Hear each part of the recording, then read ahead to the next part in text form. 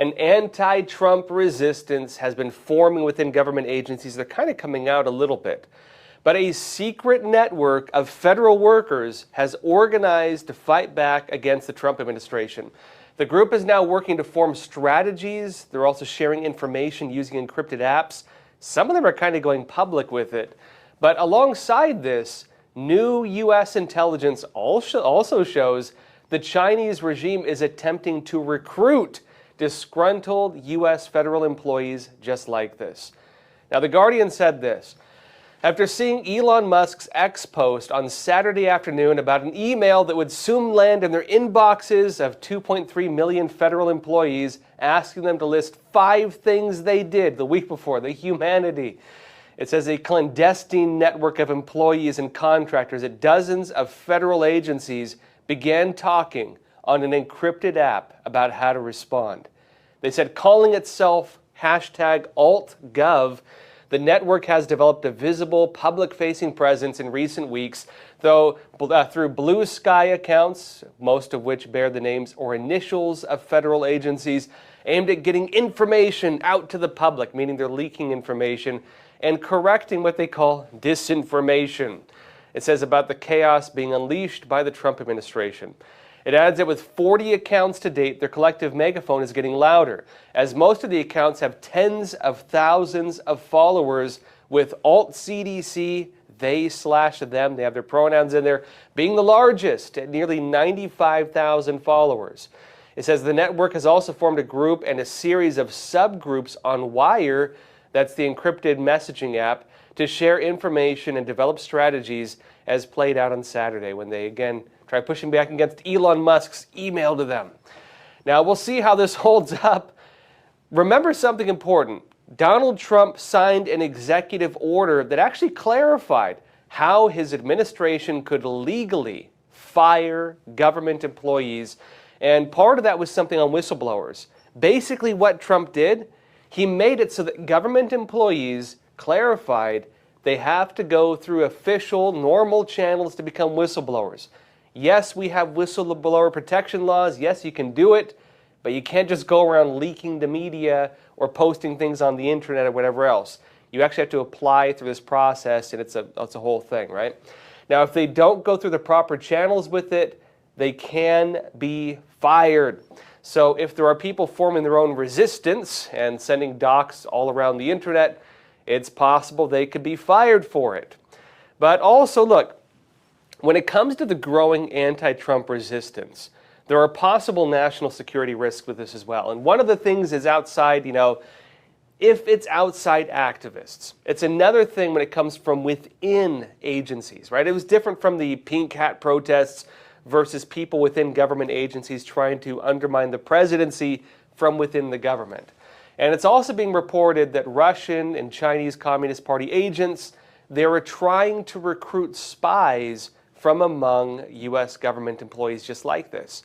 CNN said this: Russia and China are focusing their efforts on recently fired employees with security clearances and probationary employees at risk of being terminated, kind of like these ones, who may have valuable information about U.S. critical infrastructure and vital government bureaucracy, 2 of the sources said, it says.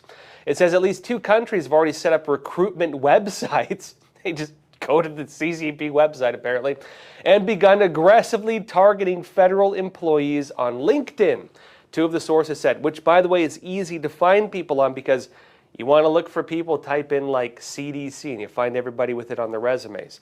A lot of spies use it to recruit. Now, it notes as well, a document produced by the Naval Criminal Investigative Service said the intelligence community assessed with high confidence that foreign adversaries were trying to recruit federal employees and capitalize on the Trump administration's plans for mass layoffs, according to a partly redacted copy reviewed by CNN, which might be leaking as well. But it adds, it says that foreign intelligence officers were being directed to look for potential sources on LinkedIn, TikTok, RedNote, which is where a lot of people dumping TikTok are going, and Reddit, which also receives a lot of Chinese Communist Party control, by the way. Now, look, on that point, if you have a group of government employees forming a network to undermine the President of the United States, and they're using encrypted apps, platforms, and so on to make their plans, meaning they're attempting to conceal their communications. And if on top of that, they're leaking information and you have foreign adversaries trying to recruit people just like this, you might have a problem on your hands. You might have a national security problem, in fact. Now, folks, look, in other news, the U.S. Supreme Court has ruled that Trump's freeze on some USAID payments, they have to go through. And the denial of Trump's attempts to block a lower court order, this could actually signal how other legal challenges may go trying to stop money heading to international programs. We all got to see some of the crazy things their money's being spent on. The Trump administration, they're saying billions and billions in fraud. The Supreme Court is saying, well, you got to pay it anyway. Now, look, to be clear, and this is the caveat here, this is not about all the money. It's not like all money to USAID has to get turned back on. This is just under $2 billion of it. And it's also possible this could have a real impact in related challenges to Trump. Fox News said this. It said the Supreme Court on Wednesday denied the Trump administration's request to block a lower court's order for the administration to pay nearly $2 billion in foreign aid money, delivering a near-term reprieve to international aid groups and contractors seeking payments, and this is the important part, for previously completed projects. It says in a 5-4 ruling, meaning, well, it was pretty close, but again, ruled against Trump. It says the justices of the Supreme Court said that the February 26 deadline imposed by a lower court for the Trump administration to pay the funds had already expired and directed the case back to the district court to clarify any additional details on payment. It says Justice Clarence Thomas, Samuel Alito, Neil Gorsuch, and Brett Kavanaugh dissented. And it said, quote, does a single district court judge who likely lacks jurisdiction have the unchecked power to compel the government of the United States to pay out and probably lose forever $2 billion taxpayer dollars? They said the answer to that question should be an emphatic no, but a majority of this court apparently thinks otherwise. That's Alito writing this, and he said, I am stunned. Now, look, while the case does reflect concerns over U.S. government spending and the whole controversy of whether that spending was necessary or legal, well, there's actually an important caveat here again. The important part of this, right, the particular money was allegedly about money that was owed to contractors who already did their work done, and they want pay for what they did already, right?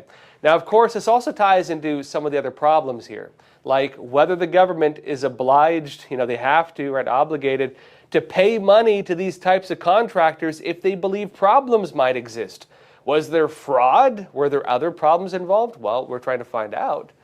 It especially relates to the point of whether government can freeze payments while carrying out an investigation, especially when they think that there might have been maybe crimes committed or other problems, right? Maybe, again, fraud, which is what's being said by the Trump team, by the way. They believe that fraud and waste could be like $500 billion or even more. Now, we'll again see what happens with this. It's going back to the lower court. They will decide. But folks, a lot of other stuff's going on. In other news, the trade war between the United States, Canada, and Mexico, well, it's off to a start. The Trump administration has now officially enacted its 25% tariffs on all the goods from Mexico and Canada, and additional 10% on China. And these are being met with retaliatory tariffs. Trump is saying he will retaliate against the retaliatory tariffs. And now Canada is looking to take action on one of their biggest threats, that they can leverage a key industry that they've gotten power in, which is electricity. And this threat was made by the Premier of Ontario, Doug Ford, who wrote on X, quote, today I wrote to the governors, senators, and congressmen and women from New York, Michigan, and Minnesota, putting them on notice that Ontario is prepared to add a 25% surcharge to the electricity we export to their states if President Trump's tariffs remain in place. He said, if we have to, we won't hesitate to increase the charge or shut the electricity off completely. They're threatening to shut down the electricity in 3 U.S. states. Now, look, he went on NBC News saying that Canada looks to respond to Trump's tariffs like they've never seen before. Watch. It's going to be an absolute disaster for both countries. We're your largest trading partner. I don't want to respond, but we will respond like they've never seen before. You need our uranium, you need our potash, you need our high-grade nickel. I will stockpile our high-grade nickel at 50% of your military and manufacturing needs. Your aluminum, the steel, the lumber. It will be an absolute disaster. Well, we'll respond strongly, and we don't want to, on the critical minerals. I will stop shipments going into the U.S. for nickel. It will shut down manufacturing because 50% of the nickel you use is coming out of Ontario.